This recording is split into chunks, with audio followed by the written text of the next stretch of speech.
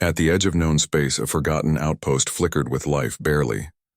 The alien raiders thought it would be easy prey, but when the alarm sounded, they didn't expect the defenders to be human. And in that moment, the hunters realized they had become the hunted. The discovery, the vastness of space stretched endlessly in all directions, a canvas of darkness punctuated by distant stars that burned like ancient beacons. In this immense emptiness, floating at the very edge of explored territory, sat Outpost Meridian. It was a small facility, barely noticeable against the cosmic backdrop, consisting of interconnected modules that formed a cross-shaped structure. Solar panels extended like wings from its sides, catching the faint light of a dying red dwarf star millions of kilometers away. To anyone passing by, it might have seemed insignificant, just another piece of human ambition scattered across the galaxy. But to the 5 people who called it home, Outpost Meridian was everything. Commander James Sullivan stood in the observation deck, his hands clasped behind his back as he gazed out at the star field. He was a man in his late 40s, with graying hair at his temples and eyes that carried the weight of years spent in deep space. His uniform was practical rather than ceremonial, worn and comfortable from daily use. James had volunteered for this assignment 3 years ago, knowing it meant isolation from Earth and everything familiar. He had done it because someone needed to push the boundaries, to stand watch at the frontier where the known ended and the mystery began. The outpost's mission was simple in concept but profound in execution. Monitor deep space phenomena, catalog unusual radiation patterns, and serve as an early warning system for anything unexpected that might approach human-controlled space. Dr. Elena Rodriguez worked in the biology lab, her dark eyes focused intently on a sample under her microscope. She was examining microorganisms they had collected from a passing comet 3 months earlier, tiny creatures that had somehow survived the frozen vacuum of space. Elena was in her mid-30s with black hair usually tied in a practical bun and an infectious enthusiasm for discovery that made even the smallest findings seem miraculous. She had published 17 papers before joining the Outpost crew, but none of her previous work compared to the excitement of studying life forms that existed in conditions once thought impossible. Her lab was her sanctuary, filled with carefully organized equipment and specimens that represented years of careful collection and analysis. Marcus Webb was currently wedged inside a maintenance crawlspace, his muscular frame barely fitting as he replaced a failing coolant pump. He muttered to himself as he worked, a habit he had developed during his 20 years as an engineer on various space installations. Marcus was the oldest member of the crew at 52, with weathered hands that showed every repair he had ever made, and a mind that understood machines better than most people understood other humans. He could diagnose problems by sound alone, distinguishing between the normal hum of healthy equipment and the subtle changes that indicated impending failure. The outpost relied on him completely, and he took that responsibility seriously, often working double shifts to ensure everything ran smoothly. In the physics laboratory, Dr. Yuki Tanaka was running calculations on her 3rd monitor while simultaneously reviewing data streams on 2 others. She was the youngest of the crew at 28, a prodigy who had earned her doctorate at 23 and immediately volunteered for frontier duty. Yuki's specialty was theoretical physics, particularly the study of exotic matter and unusual spatial phenomena. Her black hair was cut short for practicality, and her eyes moved rapidly as she processed information with remarkable speed. She rarely slept more than 4 hours a night, driven by an insatiable curiosity about the fundamental nature of reality. The others joked that she was more computer than human, but they meant it with affection and deep respect for her brilliant mind. Thomas Chen, the outpost's medic, was conducting his weekly inventory in the medical bay. He was methodical and calm, traits that served him well in his role as the person responsible for keeping everyone healthy in an environment where the nearest hospital was several months of travel away. Thomas was 35, with kind eyes and gentle hands that had treated everything from minor cuts to a serious case of appendicitis that had required emergency surgery. He maintained extensive medical databases and had trained himself in procedures far beyond his original specialization, knowing that in deep space you had to be prepared for anything. Beyond his medical duties, Thomas also served as the crew's informal counselor, the person everyone turned to when the isolation became difficult to bear. The 5 of them had formed a tight-knit family over their years together. They shared meals in the common area, celebrated birthdays and holidays with whatever supplies they could spare, and supported each other through the psychological challenges of living so far from home. Communication with Earth involved significant time delays, so they had learned to rely on each other for companionship and emotional support. Life aboard Outpost Meridian followed predictable routines, maintenance schedules, research projects, exercise regimens to combat muscle loss in low gravity, and shared recreation time where they watched old movies or played games. It was a simple existence, even monotonous at times, but it was theirs, and they had found meaning in their work. Everything changed on a Tuesday morning. Though the concept of morning was arbitrary in the endless night of space, Yuki was the first to notice the anomaly. Her sensors detected unusual gravitational fluctuations in the space beyond the outpost, patterns that didn't match any known natural phenomenon. She frowned at her screens, running diagnostic checks to ensure her equipment was functioning properly. The readings persisted, growing stronger with each passing minute. Something massive was approaching, and it was moving with purpose rather than the random drift of celestial objects. She activated the station-wide communication system, her voice urgent but controlled. The others responded immediately, years of training kicking in as they moved to their emergency stations. James reached the command center first, his eyes scanning the tactical displays that showed the surrounding space. The gravitational distortions were now visible as waveforms on multiple sensors, and they were getting closer at an alarming rate. Marcus arrived next, followed quickly by Elena and Thomas, all of them reading the data with growing concern. Then they appeared. Ships materialized from the darkness, emerging from what must have been some form of faster-than-light travel that human technology had not yet achieved. There were dozens of them, sleek vessels that seemed to shimmer and shift as though not entirely solid. They were enormous, each one dwarfing Outpost Meridian by orders of magnitude. The largest ship at the center of the formation was particularly impressive, a massive construct that looked more like a floating city than a spacecraft. Its surface was covered in intricate patterns that glowed with a soft blue light, and it radiated power that the outpost's sensors struggled to quantify. The 5 humans stared at the displays in stunned silence. This was first contact, the moment that humanity had speculated about for centuries. They were looking at proof of intelligent alien life, and it had arrived at their doorstep. James felt his heart racing as he tried to process the implications. Every protocol they had for this situation suddenly seemed inadequate. They had no way of knowing whether these beings were friendly, hostile, or indifferent to human existence. The alien fleet moved into a formation surrounding the outpost, their positions precise and coordinated. For several minutes, nothing happened. The ship simply held their positions while the humans waited, tension building with each passing second. Elena found herself holding her breath, afraid that any sound might trigger some unknown response. Marcus checked and rechecked their defensive systems, though he knew the outpost had never been designed for military engagement. Yuki recorded everything, her scientific mind overriding her fear with the need to document this historic moment. Thomas stood ready at the medical station, prepared for whatever might come next. Without warning, the alien ships began to move. But instead of attacking or attempting communication, they started doing something completely unexpected. Smaller craft detached from the larger vessels and began approaching the outpost's outer modules.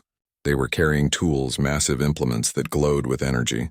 James watched in horror as the aliens began cutting into the outpost's structure, carefully removing sections of the solar array and external equipment. They were salvaging, treating Outpost Meridian like abandoned property they had discovered and decided to claim. The realization hit them all simultaneously.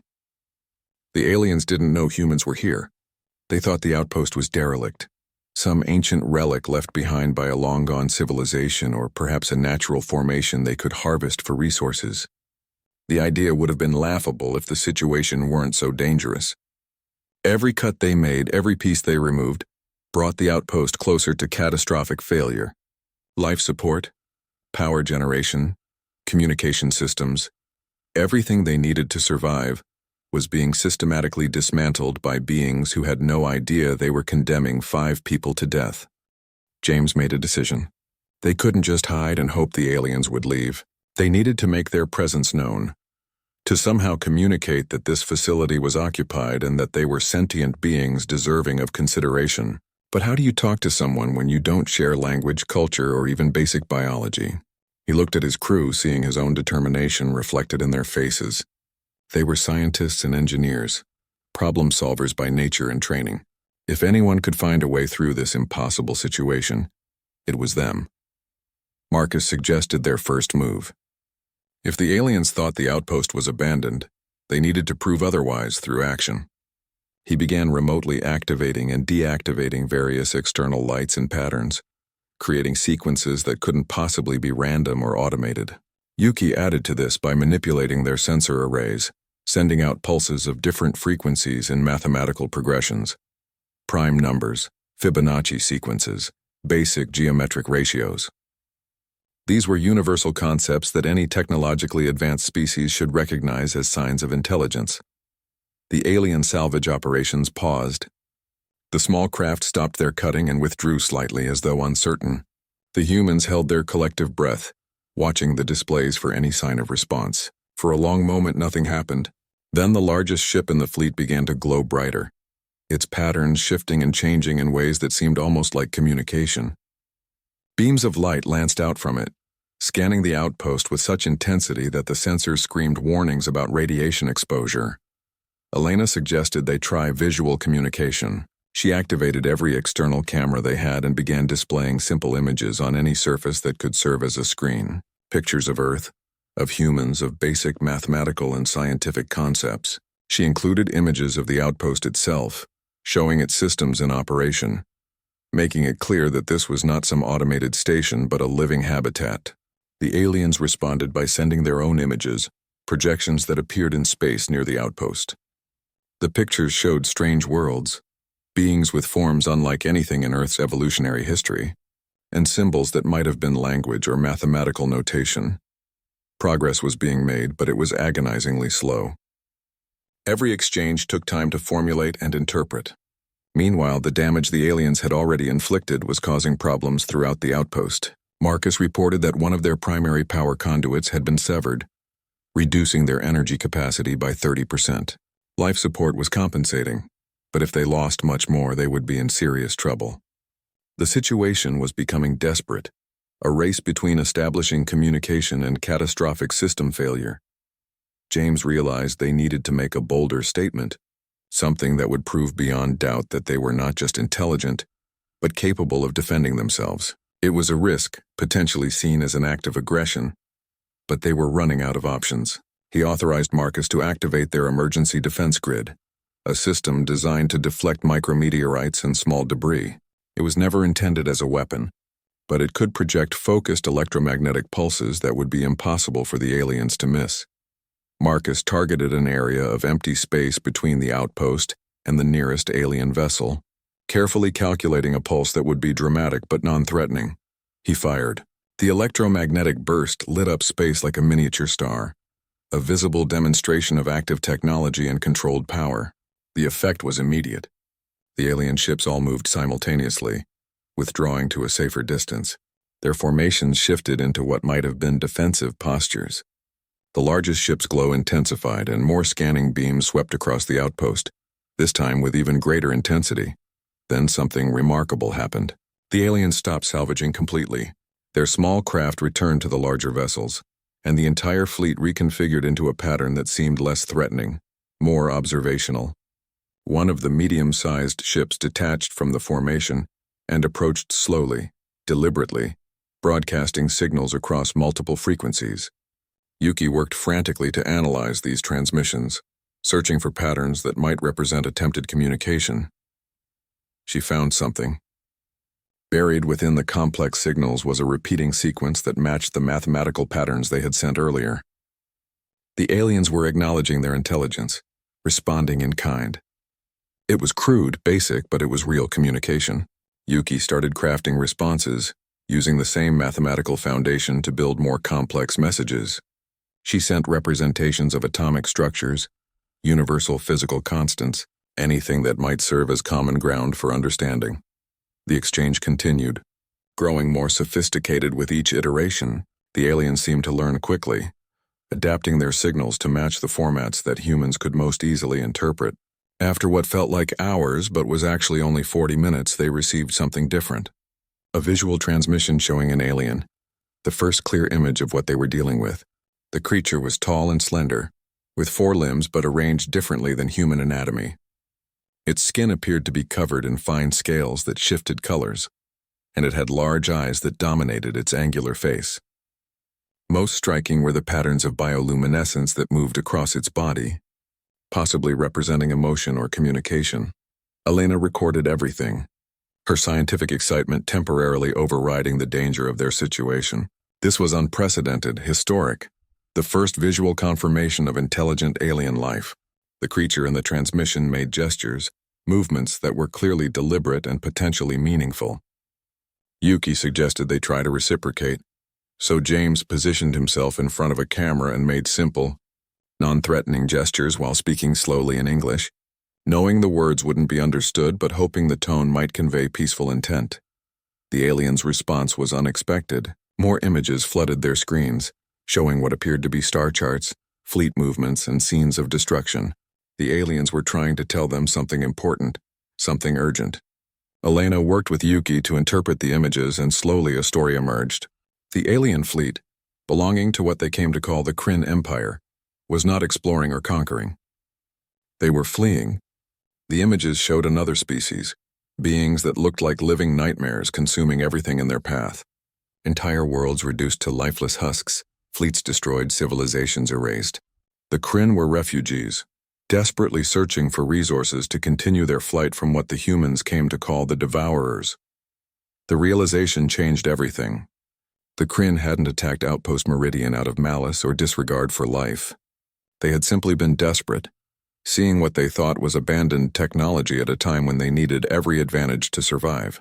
It was a tragedy of miscommunication, of 2 intelligent species encountering each other at the worst possible moment, under the worst possible circumstances. But now that communication had been established, there was a chance to turn disaster into something positive. James made a decision that would change human history. He began composing a message, working with Yuki to encode it in the mathematical language they had developed. The message was simple but profound. We understand. We want to help. Let us work together. It was a gamble, offering alliance to beings they had just met, but James believed it was the right choice. Humanity had always survived by forming communities, by recognizing that cooperation was stronger than conflict. Perhaps that principle applied on a cosmic scale as well. They sent the message and waited. The response came quickly. A series of images showing the Kryn fleet moving into a less threatening formation, and one of their ships approaching the outpost slowly, carefully, with obvious peaceful intent. It was an acceptance of the offer, a willingness to try cooperation instead of continuing on their desperate path alone. As the Kryn ship drew near, the 5 humans looked at each other with a mixture of fear, excitement, and hope.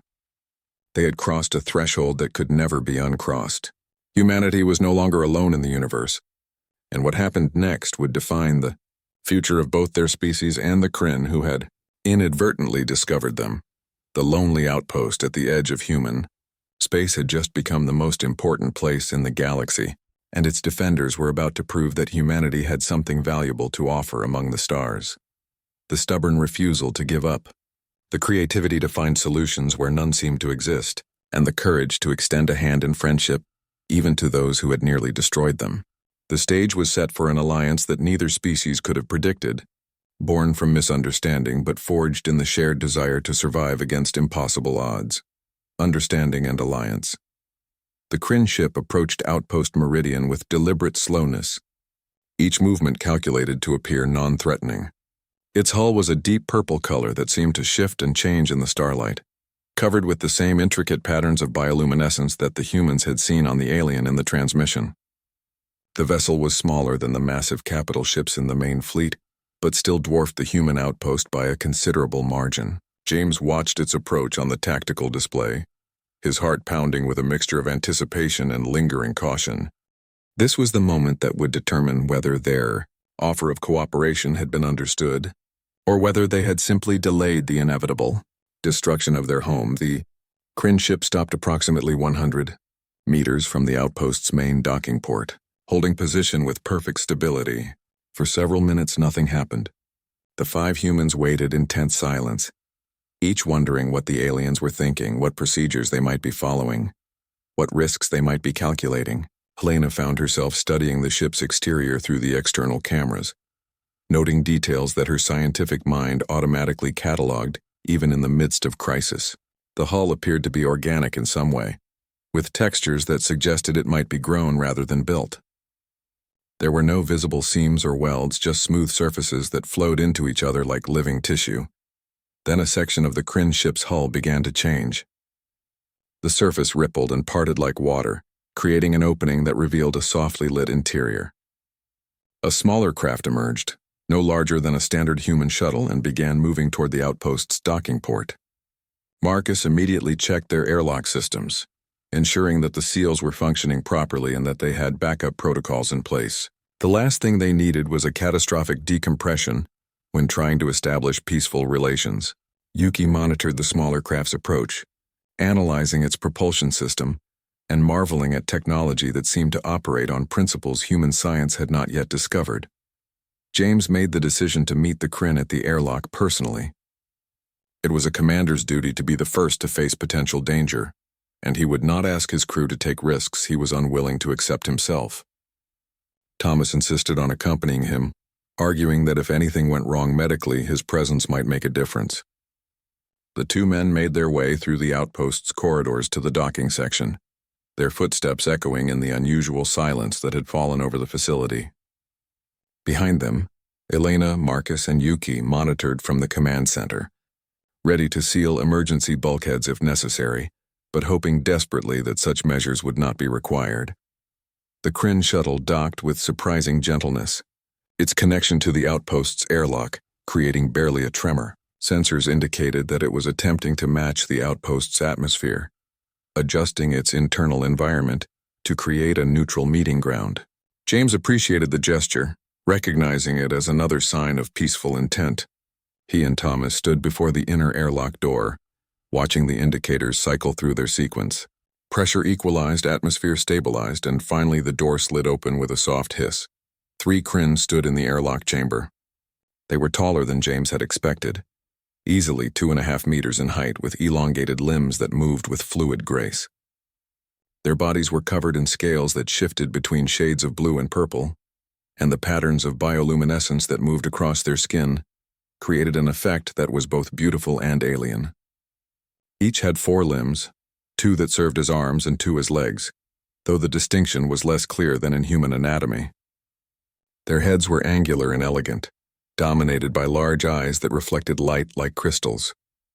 They wore no clothing in the human sense, but their bodies were adorned with what might have been technological implants or perhaps natural organs that served functions James could only guess at. The central Kryn stepped forward, moving slowly and keeping its hands visible in a gesture that transcended species. It was clearly trying to appear non-threatening, and James responded by doing the same, raising his hands palm forward in what he hoped would be understood as peaceful greeting. The alien's eyes focused on him with an intensity that was slightly unnerving, and the patterns on its skin began to pulse in a complex rhythm. James realized he was witnessing some form of communication, possibly emotional expression or perhaps a more direct form of information exchange. One of the Kryn carried a device that looked like a crystalline sphere, its interior filled with swirling lights. The alien manipulated it with delicate movements, and suddenly the device projected images into the air between humans and Kryn. The images were similar to what they had received earlier, but more detailed and sophisticated. James saw representations of mathematical concepts, physical laws, and what appeared to be attempts at pictographic communication. Yuki's voice came through his earpiece, suggesting responses based on her analysis of the patterns. Together they began building a more complex vocabulary. The process was slow and required immense concentration from both sides. The Kryn would present a concept through images and patterns, and the humans would respond with their own representations, gradually establishing common ground. Numbers and mathematical relationships were easiest, being universal truths that any technological species would understand. Physics came next, with both sides sharing their understanding of fundamental forces and particles. Chemistry followed, with the Kryn showing particular interest in human organic compounds and Earth's biochemistry, which was apparently quite different from their own. After nearly 2 hours of this painstaking exchange, they achieved a breakthrough.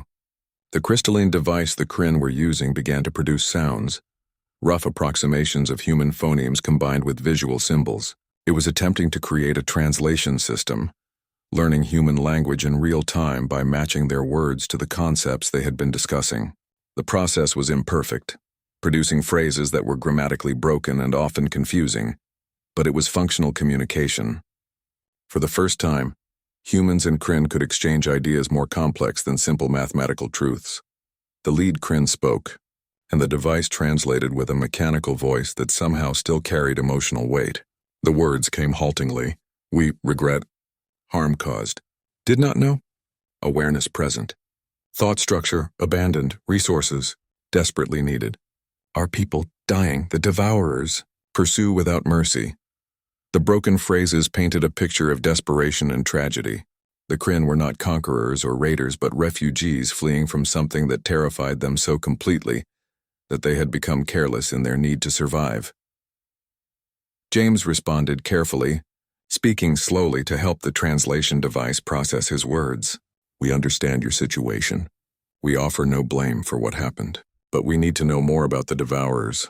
If they are following you, then our outpost may be in danger as well. We should work together to prepare for this threat. The device translated his words into patterns of light and sound that the Kryn seemed to process through multiple senses simultaneously. Their bioluminescent patterns shifted in response, creating a cascade of colors that might have represented relief, gratitude, or perhaps emotions humans had no names for. The Kryn leader gestured toward the crystalline device and new images appeared. These were darker, more disturbing. The devourers were shown as creatures of nightmare, beings that seemed to exist partially in normal space and partially in some other dimension. They consumed not just physical matter but energy itself, leaving behind regions of space that were somehow dead, devoid of even the quantum fluctuations that normally filled the vacuum. Worlds they touched became lifeless husks, stripped of everything from atmosphere to core. Ships that encountered them were absorbed, their crews taken for purposes the Kryn did not understand but clearly feared more than death. The images showed the Kryn homeworld, a beautiful planet with purple oceans and crystalline cities that reached into the clouds. Then they showed its fall, the arrival of the Devourer fleet and the desperate evacuation that had saved only a fraction of the population. The Kryn had been fleeing for what translated to approximately 7 Earth years, jumping from system to system, always staying ahead of the pursuing horror, but never able to truly escape. Their fleet had once numbered in the thousands. Now only these few dozen ships remained. They were exhausted, running low on resources, and beginning to lose hope. Elena's voice came through the communication system, addressing both the humans and the Kryn. If the Devourers are following your fleet, how long do we have before they arrive here? The translation device processed her question, and the Kryn leader's response was chilling in its certainty. Based on their tracking patterns and the Devourers' typical pursuit speed, the enemy would arrive at their current location in approximately 14 Earth days. 2 weeks to prepare for an enemy that had destroyed an entire civilization and showed no signs of stopping. The implications were staggering. Outpost Meridian could not withstand an assault from beings capable of consuming entire worlds. The Kryn fleet, despite its impressive technology, had been steadily losing its battle against the Devourers for years. Separately, both groups faced certain destruction, but James was not ready to accept defeat. He had not spent 3 years in deep space, had not dedicated his life to pushing humanity's boundaries, just to surrender when faced with the unknown. If they were going to die, they would die fighting, and there was always a chance that fighting together might reveal possibilities that neither species had considered alone. Marcus spoke up from the command center, his practical engineer's mind already working on solutions. Commander, if we're going to make a stand here, we need to understand what we're working with. The Kryn have technology far beyond ours, but they've been losing this war. That means the Devourers have found ways to counter their advantages. Maybe human technology, primitive as it is, might offer something unexpected. It was a slim hope, but not an unreasonable one. Throughout history, conflicts had sometimes been decided by unconventional approaches that circumvented an enemy's prepared defenses. James proposed a comprehensive information exchange, The humans would share everything they knew about their technology, tactics, and scientific understanding, holding nothing back. In return, the Kryn would do the same, trusting these strangers with knowledge that represented millennia of their civilization's advancement. It was a massive leap of faith for both sides, made possible only by their shared desperation and the genuine communication they had managed to establish. The Kryn leader considered the proposal, its bioluminescent patterns cycling through complex sequences that might have represented consultation with unseen advisors or perhaps internal deliberation. Finally, it agreed. What followed was the most intensive period of learning and collaboration any of them had ever experienced. The Kryn brought technical specialists aboard Outpost Meridian, and the humans gave them complete access to their systems and databases. Elena worked with Kryn biologists, discovering that despite their radically different evolutionary paths, both species shared fundamental biochemical processes. The Kryn were carbon-based life forms like humans, though their biochemistry incorporated elements that were rare on Earth. They could survive in similar atmospheric conditions, though they preferred lower oxygen concentrations and higher humidity. Yuki found herself in deep discussion with Kryn physicists, comparing theories and equations that described the universe from vastly different perspectives. The Kryn had mastered faster-than-light travel through a method that involved briefly phasing ships into a parallel dimension where different physical laws applied. It was technology that human science had barely begun to theorize about. Yet the basic mathematics that underlay it were concepts Yuki recognized from her own research. She realized that human theoretical physics was not as far behind as she had feared. They simply lacked the engineering knowledge to implement their theories. Marcus worked alongside Kryn engineers, examining their ship designs and power systems. He was astounded by their efficiency and elegance, but he also noticed something interesting.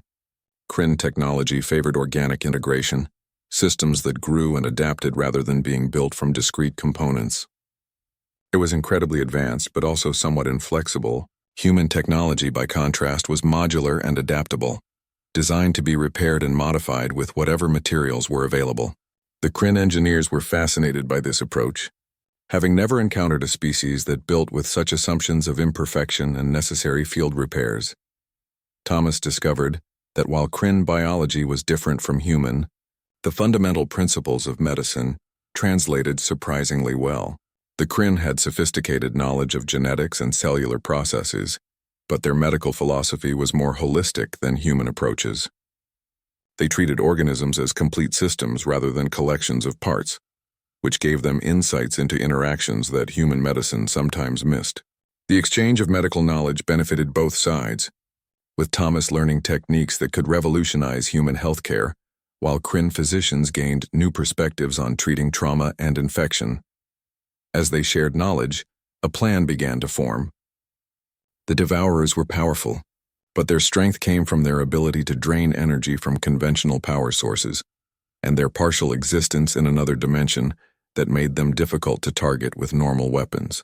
The Kryn had been fighting them using increasingly powerful versions of the same basic technologies, essentially trying to overwhelm the Devourers through brute force.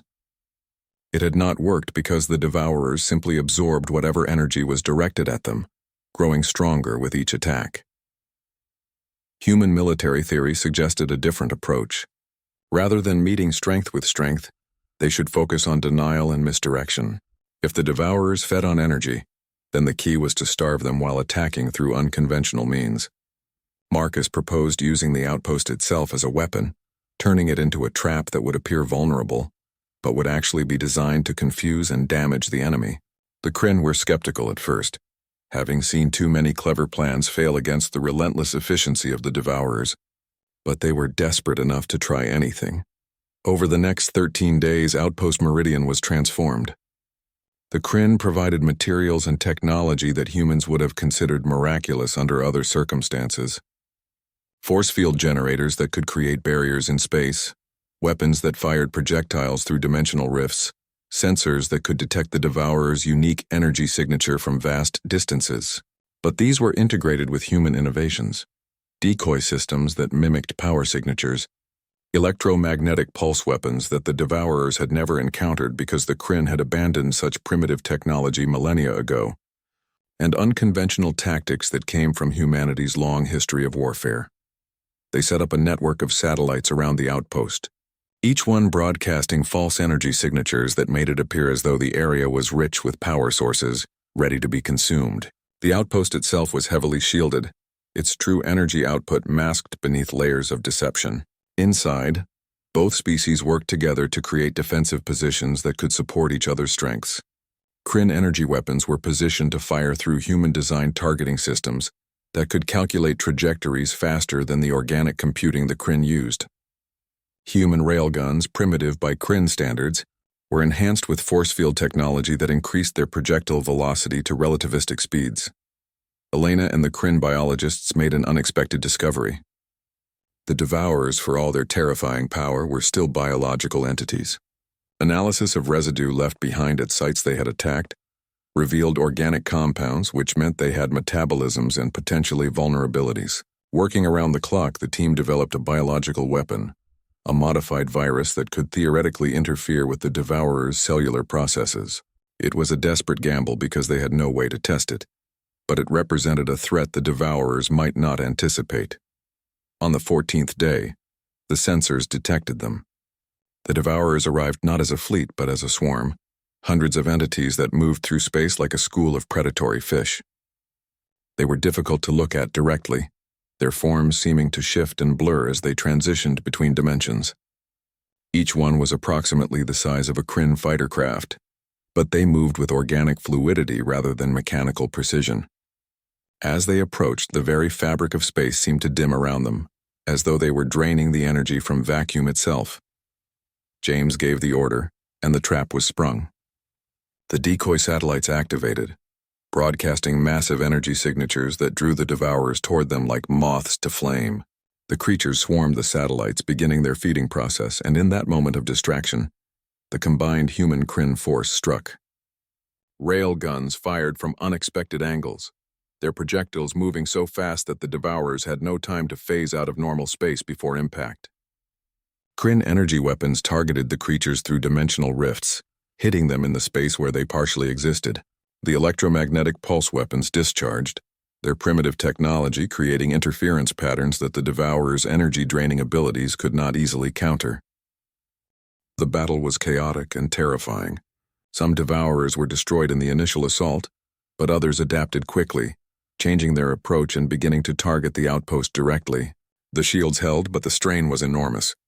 Kryn ships engaged the swarm, drawing fire away from the outpost while human-designed point defense systems created overlapping fields of fire that made it difficult for the Devourers to maintain formation. Marcus manually controlled some of the weapon systems, his instincts for three-dimensional combat, honed by years of training simulations, proving valuable in ways he had never expected. Then Elena released the biological weapon, deploying it through a dispersal system that spread the modified virus throughout the battlefield. For agonizing minutes, nothing seemed to happen, and she feared their gamble had failed. But then the effects became visible. Devourers began moving erratically, their dimensional phasing becoming unstable. Some seemed to lose cohesion entirely, their forms breaking apart into scattered particles. Others retreated, fleeing the battlefield as the virus spread through their swarm.